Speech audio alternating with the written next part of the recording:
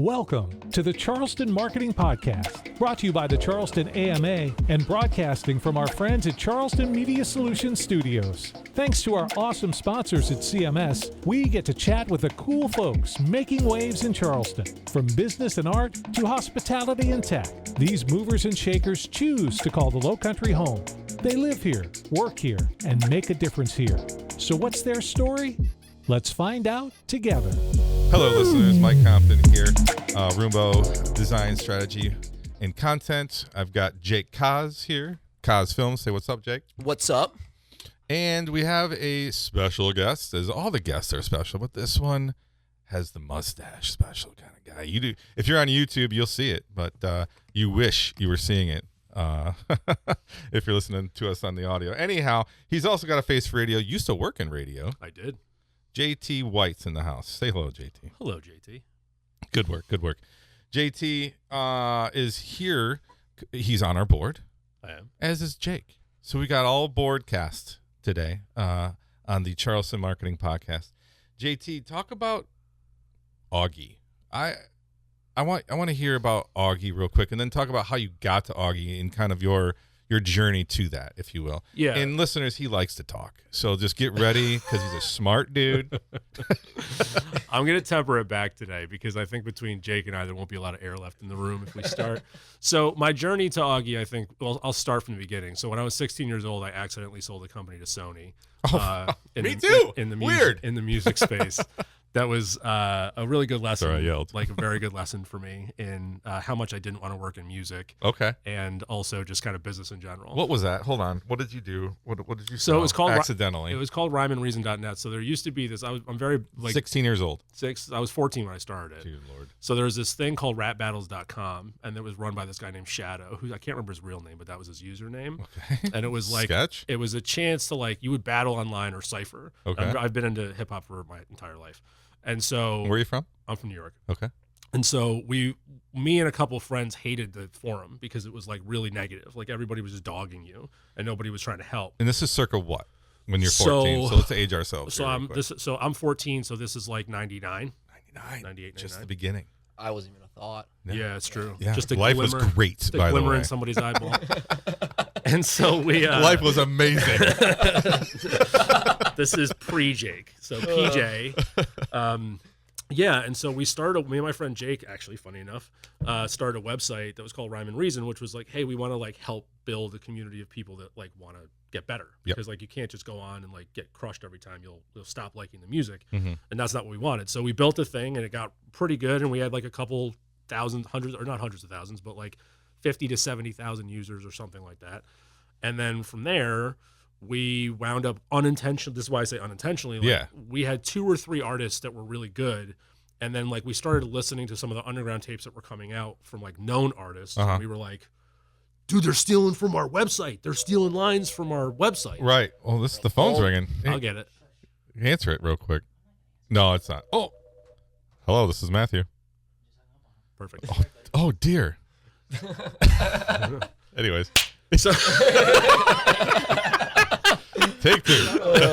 So Napster's not coming to mind right now? No, so Napster Line, so those things were out, but what happened is that we started hearing stuff that was on our site on the radio, and we were like, dog, what's they're stealing from our, and then come to find out, we actually this is actually kind of funny. We sent a fake cease and desist because we didn't have lawyers. Right. Because I was 16. Yeah. And so we sent a cease and desist to Sony, and then they got in touch with us and they were like, actually, that is the artist that's using your site as a forum to test bed some of their new work.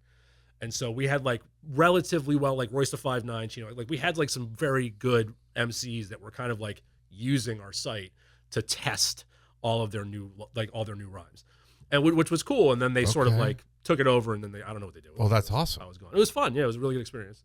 And then from there, I worked at Best Buy. I launched ESPN Radio FM across the country. Whoa! Really? Fast? No, yeah. Well, was it one of those $1 million deals? No, I got a 1997 Dodge Avenger and a real distaste for the music industry. I love that. That's what I got out of that deal.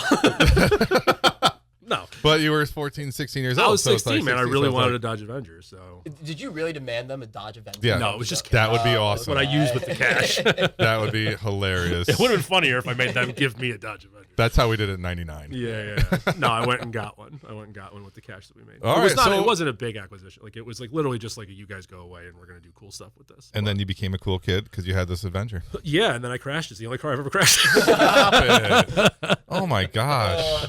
No kidding. Okay, so you can go on now then. That So was yeah, awesome. then so I went to college and was working Where? at SUNY Albany Okay. for evolutionary psychology. Shout out. And then while I was there, I was working at Best Buy, and then I got a job working for a local radio station. And from there, I wound up working specifically with ESPN Radio and launching all their FM broadcasts across the country because they used to just be on AM, which you guys would not remember. But there's this thing called AM, which is a different kind of radio. Do you guys know radio?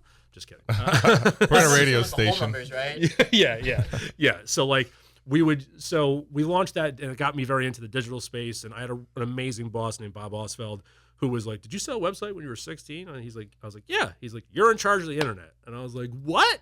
I was like, "I don't know what I'm doing, bud." Mhm. But he let me learn on the fly. And then I worked for a smattering of other companies and did a bunch of like app development where we launched WWE Network. We launched all the full episode players for NBC Universal. Dang. We did the Google TV release, built a bunch of really beautiful apps. And then I've actually been in AI for the past 11 years now. So started on the big data, machine learning, optimization side, and then I've been in the AI video space for the last like 3.5 with a company I founded called Augie Labs. Wow, you've done a lot over the. Couple two trees. Now that wasn't a long time though. I feel like I'm you've 40, done so it's been a 20 crap years. load, and you're still pretty young though. Yeah, too. I mean, young's relative on this panel. Well, speaking of young, young Jake, and listeners, Augie is a video AI platform, Yes, right? it's a video Run by- production platform. run by JT, Augie.studio. Look it up. Jake, we all know, has a video production company with real people, Koz Films. Koz Films. There's real people Yeah. who work at Augie. I paused and then say, because I was going to For say the record. you are a real person, JT. And when there's a couple You're of a us. very real person. I'm sure there's a few other people, right? And then a lot of good to that point. There are a lot of jobs being made because of AI. For sure. They're not just taking the jobs away. Am I wrong, Jake? No, you're not wrong. Right. Okay. End of story. Good But job. they are, but And podcasts. but to be clear, they are also taking jobs. Yeah. But it's a yeah, balance, yeah, right? it's Like a so balance. so the big difference between Jake and I is that Jake is shooting original, beautiful, incredible, high quality content Mhm. for premium brands and premium producers and shows, right? Right. Like our platform can use his stuff to repurpose it for different things, or we're leveraging Getty and we're leveraging a bunch of other AI platforms but we're not creating visuals. Like the visuals that we use are still commercially produced by somebody like a Jake. Sounds like a great tool, Jake. Sounds like a wonderful tool. Have you used Augie yet? Putting you on the I've spot. I No, have. he's adamantly opposed to using it. I'm not a bad post. Now that you hear it like that, yeah. For myself, it's definitely something, an avenue I would explore to clients who want to make take the content that I shoot and repurpose it quickly. Yep. Yeah. I think that is a great tool, and however, it comes into there's a little bit of toes that are being stepped on, but it's not something that it's like I'm entirely opposed to. Usually how we work is that we set a scope of deliverables on what we give with the client, and that's what they get based on our work. Sure. Yeah. When it comes to AI, it's I hate that platforms that use generative content to create, and I hate people that are using it as a replacement for services like me. Yeah, I think that's reasonable, but I also think that like right now it's not commercially viable anyway because none of the models are Absolutely. So And I thankfully think we should dive into the transparency and the legality aspect of what is created. Yeah. Mike, do you want Fire to away. talk about what happened last night? So we had a great 4 chairs panel last night. Every quarter we're gonna have this panel, and last night our first panel was on influencers. That was back in April with Olivia Flowers. It was great. You did a great job on that video. And then last night we did the good, the bad, the ugly in AI. And Jake and JT were both on the panel, along with Melissa Hortman and Dave Ingram. Dave Ingram. Melissa works for Microsoft. let me repeat that for the people in the back, Microsoft. Yep. And then Dave is a brilliant founder of Query. Look that up. Querri. Yeah, please look that up, listeners. And Augie.studio. I keep saying Augie.studio. I don't have to. So Koz Films. RMBO.co. Matt, we'll get yours there too in a minute. Matthew, our engineer. So we talked about yeah, a lot of different subjects, going over, the benefits that we see in Yep. AI, Yep. What we hope to see in the future, and as Right. well some of the risks and what's currently happening in the AI scene. And we were real quick. We were at Code and Trust. Too. I want to Yes. give shout out to Code and Trust for hosting us. Go ahead, Jake. We discussed all about what as three panelists and coming from different backgrounds. I came as the skeptic. I came as someone who has a successful video production company and is worried what AI is going to do to my industry. Melissa came in on the educator side and said, "Well, this is what I hope to see AI can do in the future, and this is how we're currently using it at Microsoft." And Dave came in as the engineer who said, "This is what the current what AI can currently do, and this is what how people are currently implementing it, and this is what the future looks like." Yeah, it was a beautiful Martech synergy discussion on, like how I put the Martech in there, don't you? Yeah. On AI, and you're our Martech chair I too, am. JT. Just saying. So it was a really, really cool event. Jake? How many people came up to you at the end? I thought it was very gutsy for you to do this, right? So we're going into an AI building, right? Code and Trust, like they're all AI in there. You're sitting next to a woman from Microsoft who is super smart, much more seasoned than you, probably more. And everyone else That's on a the fair panel. statement. I'm talking about like life seasoned as well, right? I'm Yeah, not calling her, what I mean, but she was super smart. And then this guy is super smart too. We all know that. And then Dave, he's been traveling, super busy, really successful with Query. It was gutsy of you to do that going in there. But how many people came up to you at the end of the event and said, "I really loved your passion"? Everyone. I lost count off right? 2 hands. Yeah, it kind of made me throw up in the bathroom a little bit. I'm like, I mean, I've always been very firm in my beliefs, and I don't want to change. yeah. And that, my friend, is youth. Being willing to change is important. With presented with new information, I'd absolutely be willing to change. And right now, the current laws and regulations, as well as the transparency aspect, are not willing for me to budge yet. That's fair. And until they can show that AI can be used ethical, it is. I will not be. I will try to limit the use of generative AI as much as my work as possible. So I want to dive into what I thought was the most interesting discussion we had last night, and we didn't get enough time on it. So you just said the word ethical. Mm-hmm. Okay, that's a really vague word because the line of ethics, absolutely, ethics changes per person always, and it changes over time too, right? Because you learn more things. Mm-hmm. Like there's stuff that you're not old enough, but there's stuff that was regular when we were younger.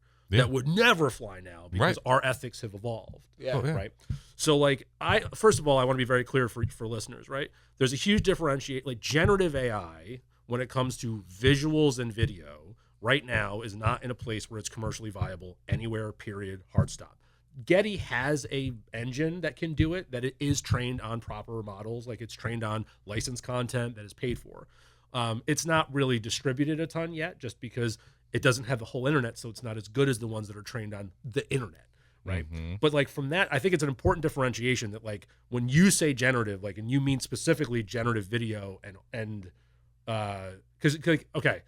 when you are using generative audio though. I wouldn't say no, but it's the database that it's trained on is through Adobe. So that's ethical. Yes. So you're.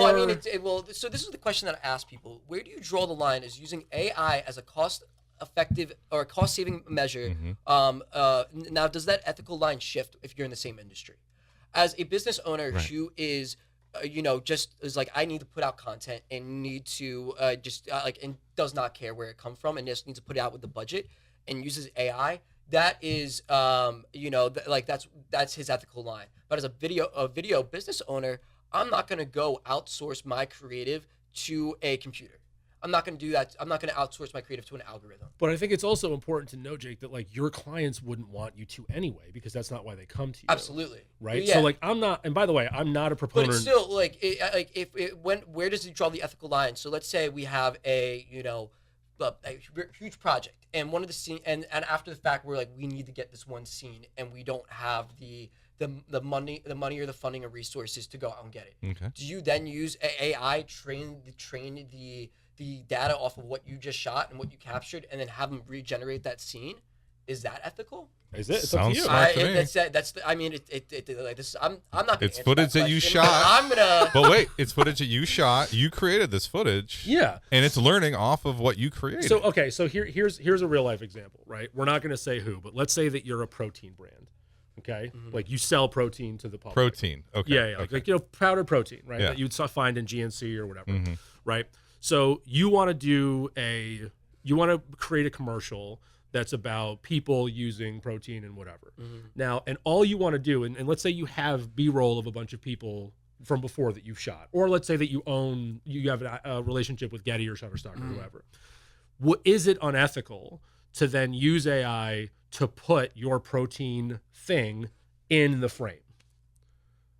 What's around the frame? Well, the rest of the frame is content that you own or have the rights to and that Copy. everybody's been paid for. Copy. So all you're using is there's video in the background, and now you're going to have your container of protein spin open the top and shoot a bunch of protein in the air while there's a bunch of dudes playing volleyball behind it or whatever. Is that ethical? I mean, me personally asking if the AI was if it was all licensed and it was all you footage, own your own content, right? So you Yeah. own You own the you content. own your protein. You own the thing behind it. Right. I think that's an ethical use because fundamentally everyone who should have been paid has been paid. You got that motion graphics animator that was Yeah. I was going to pay to build that, protein canister in the shot and then make it twist off and make the whole thing. Yeah. That's a position. That's a job that I was going to hire somebody to do. But by using AI who did it, they have paid other engineers and tons of talent and for this other thing to be able to do the thing that person would have So done. you're still taking money out of the production industry and entertainment industry and pumping it into the even tech if it's just industry. one small Okay, but that's not a Yeah. new thing. step. Like the thing, what I'm saying It's is not a like new you thing. still had to AI have isn't the new either. shot. You still had to have all these other pieces. So this is about augmentation. So if there's a piece of this where you can marry two things together. If that's the ethical line. Like I'm not going to answer that. I don't know what I would say I don't know what I would say to that if a client presented me that. Right now, the technology is not there to be able to create the shot in the way that they wanted to. That's wrong. You're wrong. What? No, wait, hold on. If I have B-roll footage on me right now, if you have a protein thing, I'd love to see an AI create it. So I 100% after. We cannot do it on air, but Yeah. if you want, we will put it in, and I would love to see it. Happily show when, you. when I talked to a co-producer at when I was talking to one of my family friends is a co-producer at Sony ImageWorks, and when I had a conversation with her the other day, they talked about how they've been trying to implement AI into the motion picture industry, but their models are not up to standard. True. With their data, they said that the directors are so picky with what they want, and that these generative AI they'll get you close, but not all the way there, and that's not good for the directors and the people in charge of the image. So, but hold on. This is an important distinction, though. We're talking about two wildly different use cases. Like, should Kevin Feige and Marvel be using AI? No, that's crazy. That's not a good idea. If you're making a commercial that's a 15-second commercial that's going to be this 9x16 that's going to run on TikTok for a little while, I mean, Okay. I'll leave it as this. As someone in the entertainment, the production industry, I would completely say that's unethical. However, why though? I want to know why. Because it's taking jobs away from people that but are. It created jobs for people that created the platform. So your jobs are more important than their jobs? I don't say they're more important than my jobs, but it sounds Hold like on, it. hold It on. sounds How like about that's this? exactly what How you're about saying. this? Would you shoot in a volume? What do you mean? Do you know what a volume is? So volume is what like the Mandalorian was shot in. Like an LED wall. An LED, like they're called, when you get like a big size, they're called volumes, and they're building like mad all over the country. Yeah. And you can make those screens look like anywhere in the world. Oh, yeah. I mean, so would you shoot in a volume and use that technology? It's all circumstantial. Could be, you yeah. know, with what I found with LED walls is that the actors aren't in an environment. They're in a studio and surrounded by, you know, you don't get as true of a performance as you would be putting them in a real world. I can show you some really. I saw The Mandalorian. As a Star Wars fan, I absolutely hated it. It was awful acting. It was awful plot. However, I can see it for certain use cases. Okay. If there is a scene like it's like a mountain climbing scene, sure, and there's safety issues there, and you know you can't get a shot of the actor hanging off the side of the mountain with wind blowing and all that. Unless it's Tom Cruise, because he'll actually do it. Right? Exactly. Then it's like I completely see AI being used, or I'm sorry, not AI, completely be using a volume or an LED wall to go shoot something like that. But to shoot an entire series off of it, yeah, I mean, I just don't think it makes for good acting. I really don't think I don't think it makes for good cinema. I'm, you know, as a cinematographer, I really look up to Christopher Nolan as a director. Sure. He's shooting the entire Odyssey on 70 millimeter IMAX, all on location, all with real sets and real props. Yeah. And now I understand not every business has a $500 million budget to be able to go do that on. And so it's like, well, where's the line? The thing that I'm really worried about AI, it is a rat race to the bottom, where people want to get the cheapest for what and the cheapest for what they can for the work. Well, yeah, I mean, look, I mean, the truth of it is that this is like not a new thing, right? So like we've done this with everything, right? We did it with consumer electronics. Like you guys won't remember this, but like plasma TVs used to cost like $10,000. I can just move closer. Like he's watching the levels. He's good. I'm watching the levels. Well, no, but so like, look, I know. things get commoditized over time. Yeah. Right. Now, the first tranche of any new technology is going to be shit. Like it just is. Right. You're going to get a bunch of sludge. So like when mobile apps first came out, most of them were trash.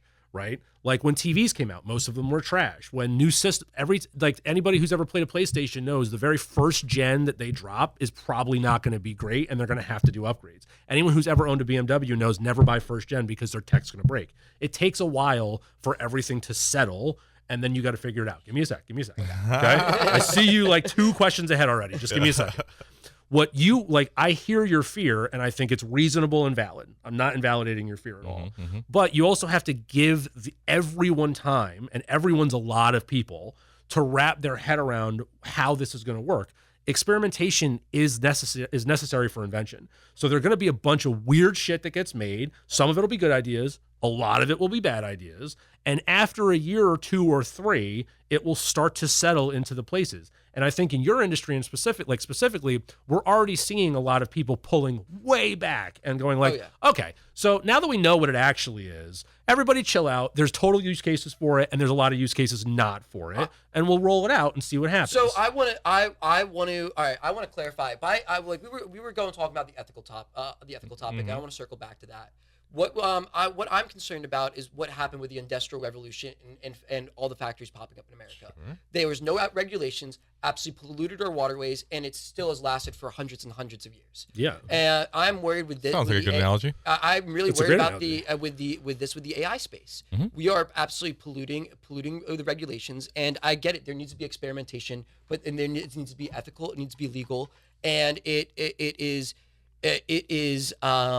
You know, I don't want stuff to have lasting effects for hundreds of years. And that's why I think we should speak out and make sure that these laws and regulations are implanted sooner, because as humans, we will repeat the same stuff we do in the past. Oh yeah. The Industrial Revolution was how to produce a product in the quickest and the cheapest way ever. It was all about profits. They did not care about the environment. They did not care about the safety of their workers. Right. They did not care. They were just like, we just want to put out stuff and sell it to the masses. Capitalism. Well, yeah, exactly. And but here's the thing, though. Here's the thing, right? So by the way, I want to say personally, I agree with you, but I'm going to play devil's advocate because we're on camera. The thing that I think is interesting is there is look, this is not a political podcast. We're not going to go there. However, should there be regulation around AI? Obviously, it's a dangerous technology if it's put in the wrong hands, right? Like the internet is dangerous. Well, the internet's terrible. But But then take it a step further, right? Okay, so it could be dangerous. It could replace the wrong jobs. It could replace some of the right jobs. There's a lot of like second and third order consequences to the decisions that are getting made. That's important. Also, the environmental impact of AI because of all the enormous data centers that they're building. The blow off of that is non-trivial. Like it's a serious problem. Yeah.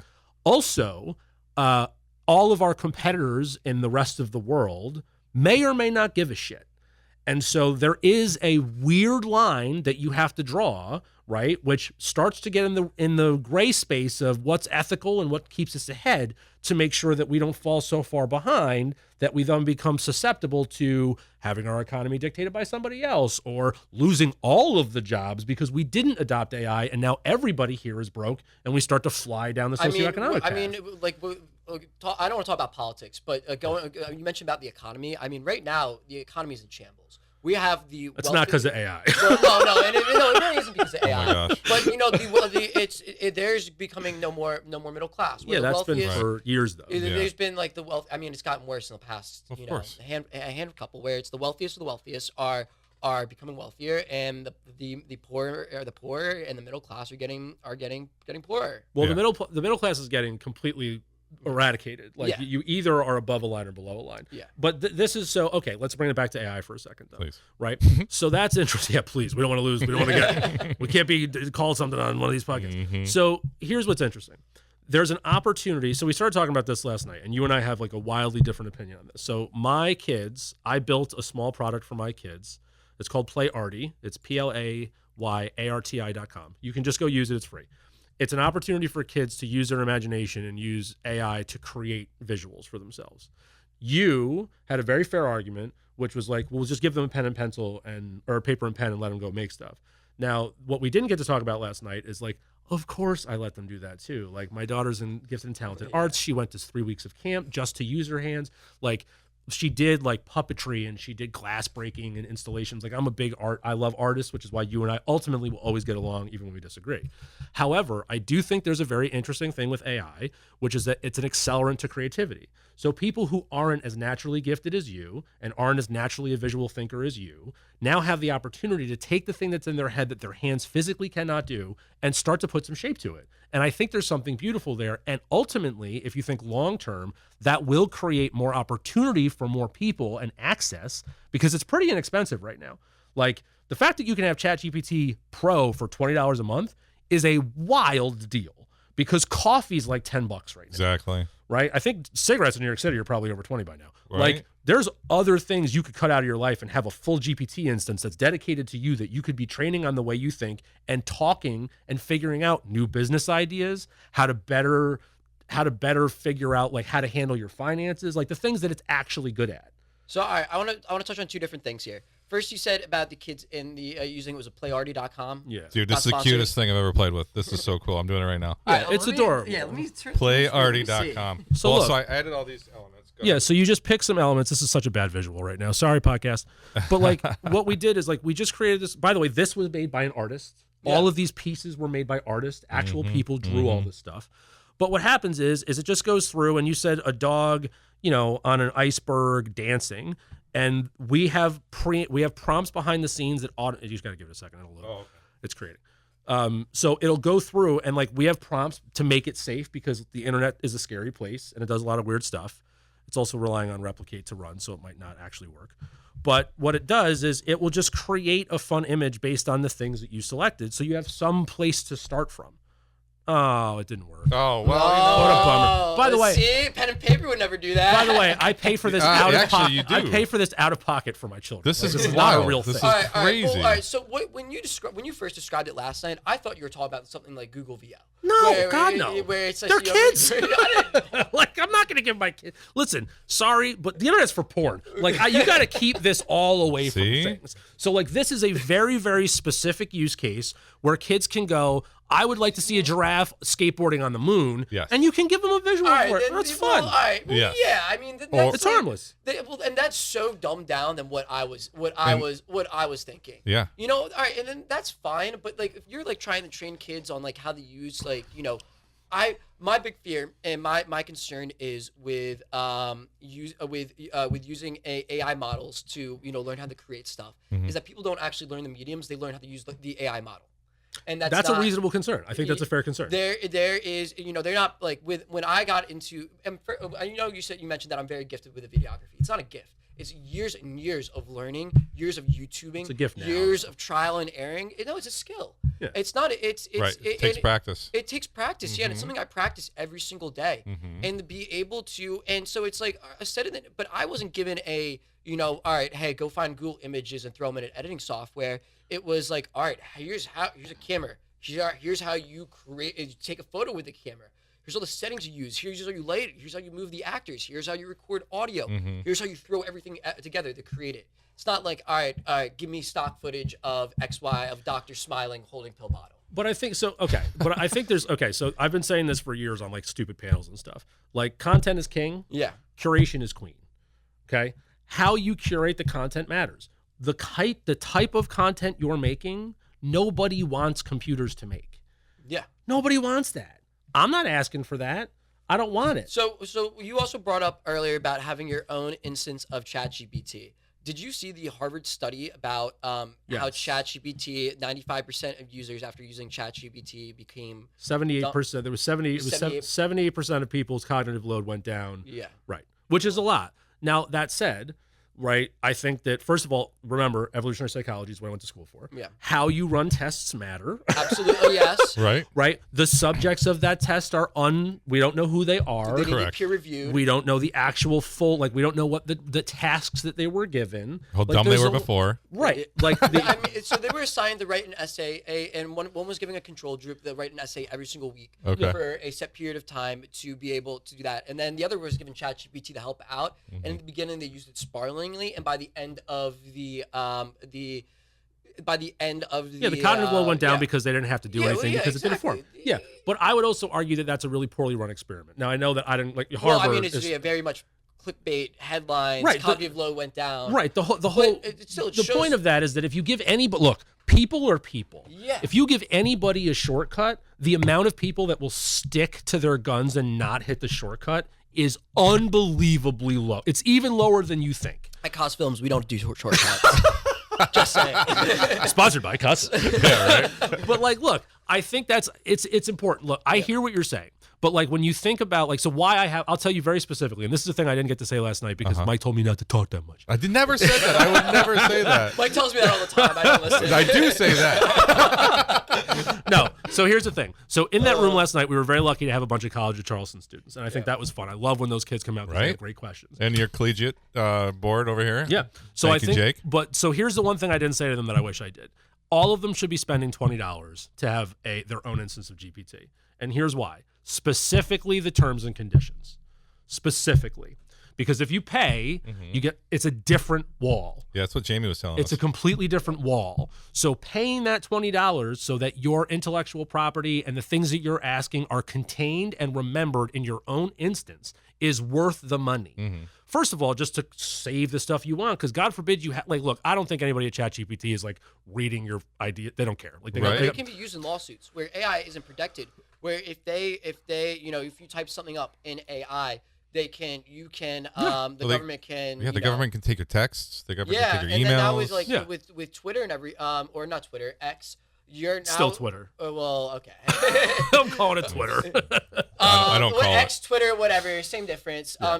When you're using Grok, you can now your history and your Grok prompts are now searchable. Yeah, they're indexed. Yeah. So and it's I don't want that. If I'm nobody should want that. But so it goes back to the ethical thing, right? Yeah. Is what's unethical about the space right now, which is dangerous for me to say because I've been in it for so long. But we don't have good education about this part. Yep. About the sign-on, right? Can I say the F word here or no? Probably not. Sure. Go ahead. Okay. Well, I'll just say F. Right. When you're making products, you try to make products that are effing magic, right? That's the whole goal. If you're making digital products, actually that's true just in the world too, right? If you're a chef or if you're making fishing rods, a toadfish, whatever, you're trying to make something that feels effing magic in a moment. That's the whole goal. So the problem with AI and the scary thing about AI is that it feels like magic instantly.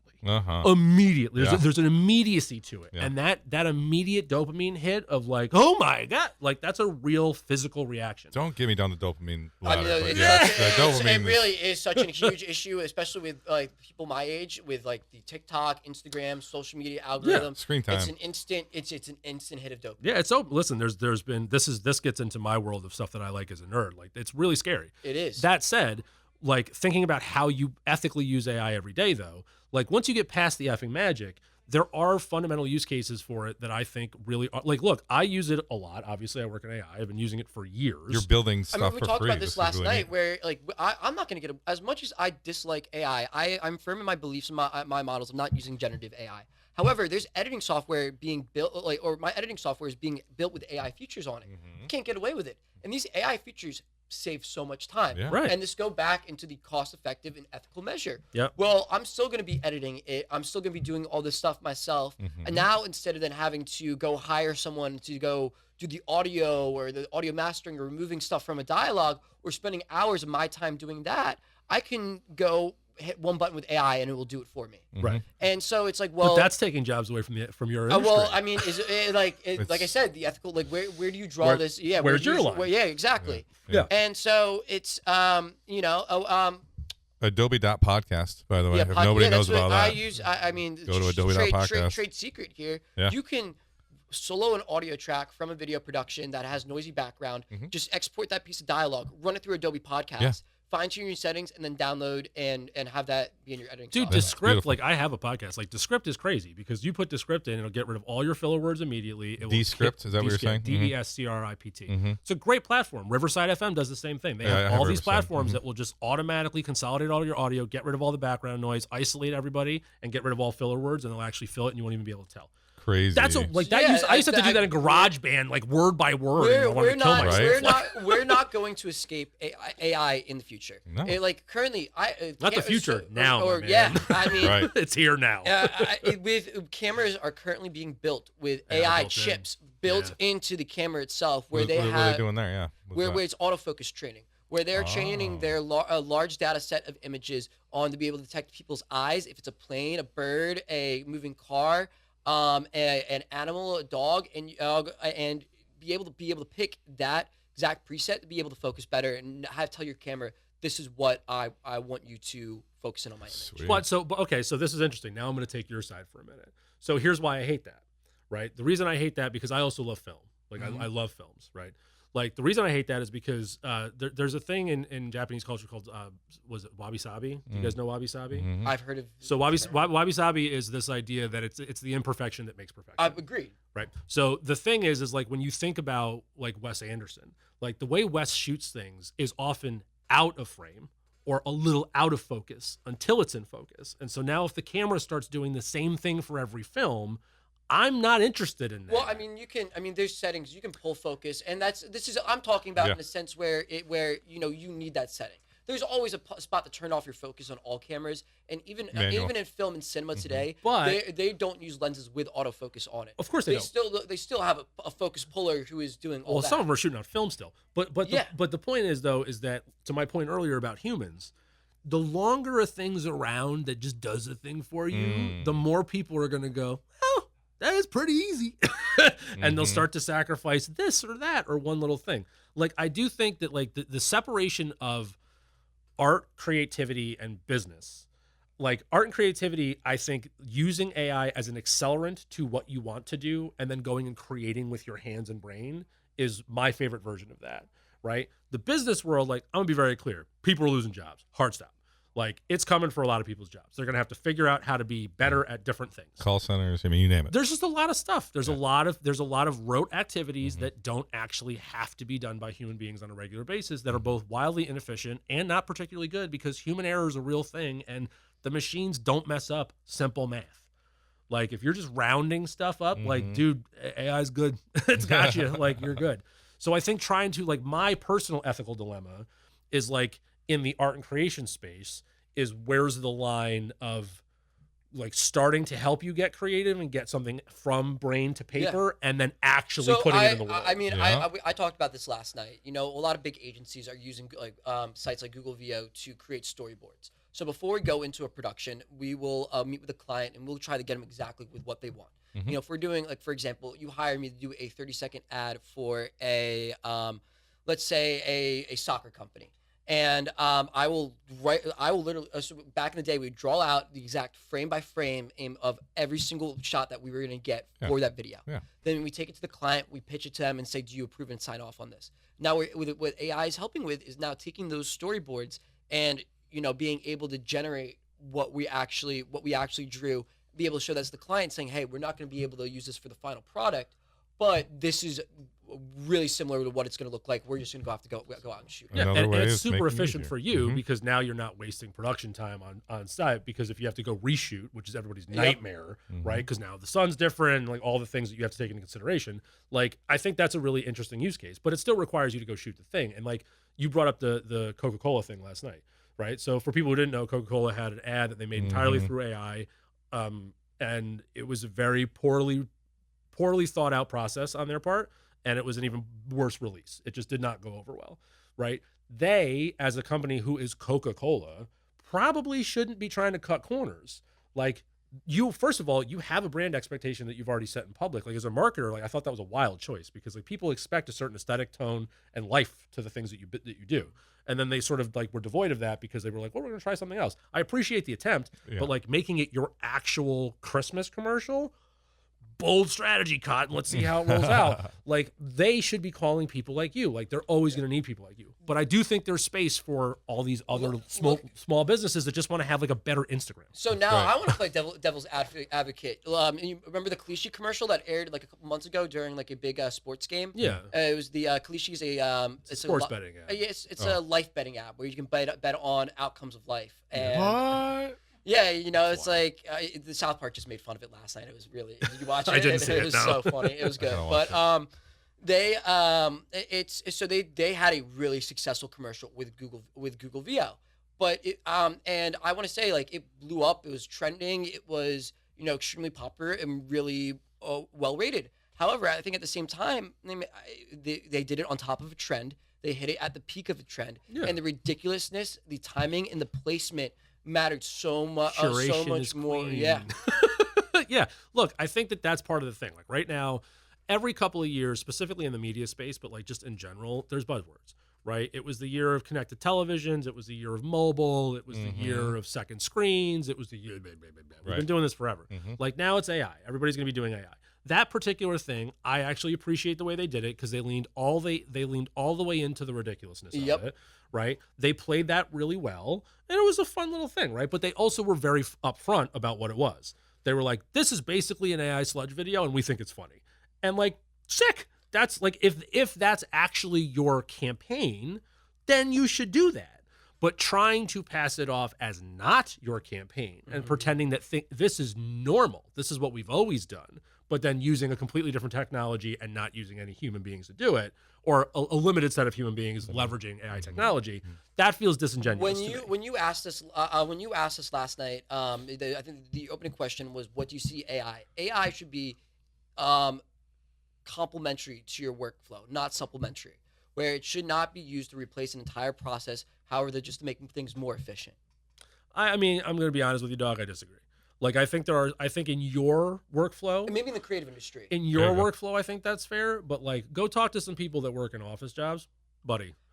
There's whole divisions that don't have to be there. As I'm speaking from a creative standpoint, Yeah. and from a video production, video curation side of That things. then I agree with you there. I'm speaking from my own experience, and not, there is some manual data entry jobs that could easily be solved with AI. Yeah. Like you said, some basic stuff. And so, I mean, if this is where we go back to the ethical line. I don't care if you use AI for that. This is not, Right. it's Those not my people do, industry. though. But But exactly, those you people don't do. care. So Yeah. exactly. Well, Yeah, so where it's like your where lens. is this where is this ethical line and in in using AI as a replacement. Well, so here's what I think. Like I have an answer to that actually. So first of all, and like sorry if they're listening, but like I personally think that we've done a very poor job of picking the speakers of the AI industry. Like I think the people that are currently out there speaking, well, it's Sam Altman and it's it's Elon. Like there's a lot of people and they have very strong opinions, but they're also shareholder driven. Like they're shareholder driven, right? Like they're profit driven. And I think we need to be more careful with this because, like, I know how brains work because that's what I care about. And, like, it's scary. Like, there's some stuff we have to think about here. The way that we solve that at the micro level, the macro level, we can't control. The micro level is people like you and me and you and Matt, like everybody using it ethically, finding their own boundaries and being really and talking about where they think it starts to get ugly. Because the more that we all collectively agree that certain things don't feel good, then they just won't use them. Like, it's a weird example, but like everybody just canceled Disney because of Jimmy Kimmel. Like, we have power en masse. Like, if we do stuff like say things that are like, hey, you know what? This part feels gross, guys. So don't use it. Right. And if everybody just sort of stops using certain parts, you can force hands. So, like, I do think it's a groundswell because let's be very clear. The companies that are operating this are capitalist organizations that are driven by shareholder value, and they're going to find the most money they can regardless of impact. They've proven that over the last Yeah. That brings up a good point of a older podcast that we did with Zach Giglio. And, I love Zach. Oh, right. He's so smart. Yeah, Zach and Emma. They're both so smart. They're working with small to medium-sized businesses on implementing AI into their workflow. Yeah. Those are the type of people that you're talking about that we need more of. Yeah. Because he's preaching, yes, everybody use it, everybody figure it out, everybody educate yourself. You would educate yourself on anything else, right? Yeah. Like, educate yourself on AI so you can figure out what's wrong with it, and then we can all talk to it on an educational Washington, side. too. Zach's like going to Washington and talking to He's all over the country. He's so good, dude. Like, I like, yeah, people like him. Like, that's a great example of, like, by the way, local dude, super, super smart. Him and his wife are both brilliant. Like, and they care. Like, they care about making small businesses more efficient and better and leveraging the technology in ethical ways that are reasonable. Now, look, the truth is that it is going to cost people some jobs. Hard stop. That's just the truth. Yeah. Like, and that's a bummer, specifically in our current economy because, like, unemployment's up, right? But what that means is, like, what are we doing to use AI to train those people on new things? Exactly. Like, there's those conversations are the ones that we have to have locally because they're not going to happen nationally. They're just not.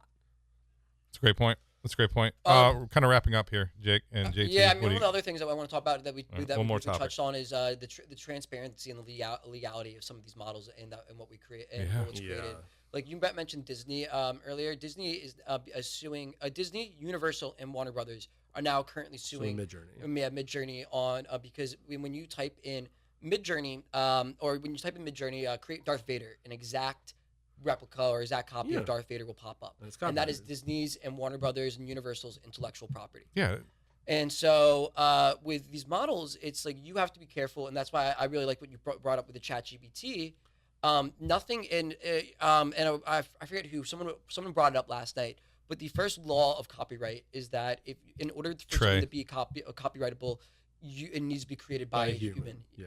And so none of the work, none of these people, whatever people are creating with AI, it's not copyrightable. So presently it's not, and there's actually a bunch of interesting litigation happening about like what if you prompt a thing on thing, like there's some interesting stuff that's going to come with that. Most importantly, like I can actually make this conversation super short. If you are creating images or video leveraging AI today that's not on the Getty version, it is not permissibly commercially usable, period. Hard stop. None of the other ones are, because we don't know, because they're not transparent about where that's. Listen, it's the same thing with like ChatGPT. Like, listen, I use it every day and I'm not talking smack about it, but like the vast majority of data that comes from it is sourced from Reddit. No kidding. Reddit. I do see a lot of the Reddit pop up. Reddit. Reddit is not a place where truth is very high on the fucking pecking order. Sorry, I did just say the F word now. But like, it's just not a thing. Like, have you been in Reddit forums, dog? It's not safe. Like, it's just a bunch of people with opinions being keyboard heroes going this is what I think. Like, Reddit's a scary place. I also love Reddit because it's also an amazing place. Yeah. But it's a big place. It's a big place. So like yes, I think everything that you do, you should be checking its work. And like you can also, the nice thing about owning your own ChatGPT and paying for it is like I give it my GPT has wildly explicit instruction about what it is and isn't allowed to do. So you brought this up earlier, and that or with the ChatGPT scraping Reddit for data. as a creator, how do I protect myself and my data from being scraped by these companies? You don't load it anywhere. Yeah, I mean, that's just not possible. Where, you know, I think one of the ex Meta executives came out and said if government would ban data scraping, it would make it would completely ruin the AI industry. It wouldn't ruin the AI industry. It would change it dramatically, probably potentially for the better and some for the worse. Here's what I would say. As a creator, like, make sure Can we that talk about what data scraping is first before we get into data scraping is basically like you can build a web scraper on anything that basically is like, think about a spider that could sit, like if a spider had 8 legs and you put it in the middle of a page and then it just reached its legs out and grabbed everything and brought it back to the web. Like, that's what scraping is. Scraping is going to a page, pulling all the things down, categorizing it using AI by like meta tagging, saying like, oh, okay, this is talking about this is talking about this, and then smashing it into a database and going like, okay, now we can query it. That's what scraping is. Now, it's the same thing, like, you know, YouTube is actually, oddly, has done a really good job about making it really hard because they built all of this. It's using AI, by the way. They're using all this tech up front to know if it's copyrighted content. So you can't just, like, put Spider-Man on YouTube. It will get brought down. And they'll sue you. Like, they don't mind. They got time and they got lawyers, right? So, like, what I think about you as a content creator, like, make sure you're using platforms that you know stand behind the process. So YouTube and Vimeo are both really good because they care about that stuff because they're creator focused, because that's how they make money, right? Like, putting your stuff up on Instagram, like, you know, the Meta place, everything in Meta right now is a little sketch because, like, we don't really know what they're doing and they're not super transparent. Should you be putting stuff on TikTok? Oh, that's a lot of questions about that one. Like, it depends on what you're trying to do. Right. So, like, if you're creating original content, make sure that you're sourcing it and storing it. First of all, storing it somewhere that you have like your own instance that's not a shared drive. Like, pay the extra for an S3 bucket that's yours. I'm going to pay for mine right after this. I'm going to start paying for mine. I think that's. I can talk to you about that. Yeah, or keep it offline. Like, there are ways to do it, but it's about educating yourself in such a way that you know that you're set up to keep it safe. Yeah. And then be really careful about how you distribute stuff, or don't be careful and understand that it's no longer yours. Like, it's a choice, right? And you just have to make the one that's right for your particular business and your ethical line. But because now, as long as we're transparent about what's happening, which is the part that I'm mad about, is I don't think we're telling people enough information. Right. But if you're transparent, like, look, if it's on the internet, it's out there. Hard stop. Like, I always laugh just when like people. This podcast. Yeah, well, when people were saying things about like, oh, they're watching me on my phone, I'm like, dog, if you knew how the advertising, like, they know everything about you. Like, do you have an Amazon account? You're screwed. Yeah. Do you have an Amex? You're screwed. Everybody sells data. That's part of the ecosystem. That's how it works. Facebook's not, well, Facebook might be listening, but Facebook's not listening. But every time they're like, oh, I was talking to my dad about lawnmowers, and then I got a lawnmower ad. I can tell you digitally how that happens. And it's not because the mic's on. That's funny. Like, it's because your dad probably looked at a lawnmower the day before, which is why he brought it up with you. And your phone, which like you have an ID, Everybody a device says ID. that, yeah. You have a device ID in his house, which is on his IP address. Now they know that you were in his house with your phone and he was looking at lawnmowers. Well, you might talk about lawnmowers, so they're going to show you a lawnmower ad to see if you pay attention. If you click on it, guess how many lawnmower ads you're going to get? Oh, yeah. All of them. Like, that's right. how that happens. So it's not that Facebook's listening. It's that you have a digital footprint that you carry around with you everywhere you go. Right. And the second you hop on another network, gotcha. Like, now they know where you were. Like, it's crazy, the stuff that people don't understand. And again, that's the lack of transparency in the digital space of just being honest about what we're actually doing here. Yes. God dang it, JT. I dropped the mic, so but it's fast. it's on a stand. One of the more interesting points of last night, though, if you recall, talking about privacy and not duplicating, was that Level Up, my friend over at Matt Grayson, I had a clone being made. So I'm going into AI. I'm learning everything I can. Right, Jake? You judge away, buddy. I suggest you do the same thing. But I couldn't watch the clone because it thought I was a celebrity. Yeah.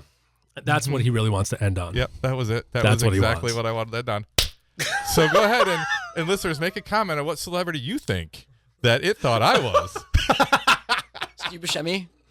Who? Steve Buscemi. Hey, man. Hey, man. I'll be crazy eyes all day long. Very good actor. You were that crazy eyes money. Incredibly good actor. Incredibly good actor. Guys, wow. Matthew wasn't even working. He was just watching and listening to you guys, I think. So our sound engineer, hopefully you guys will be able to listen to this. Thank you, Matt, for being here, by the way. Yeah, no kidding. But thank you guys, JT, Jake. Any final words?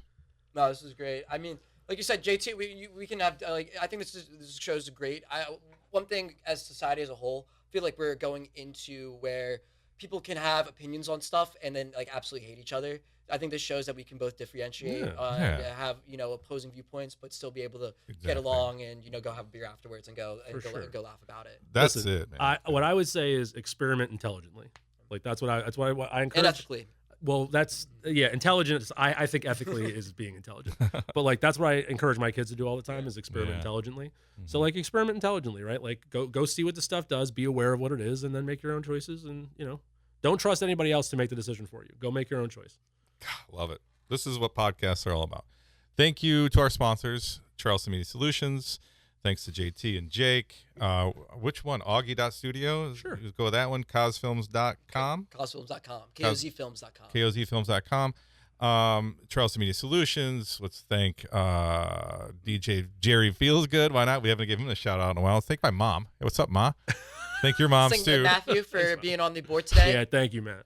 Yep, exactly. And that's it. We'll see you guys next time, folks.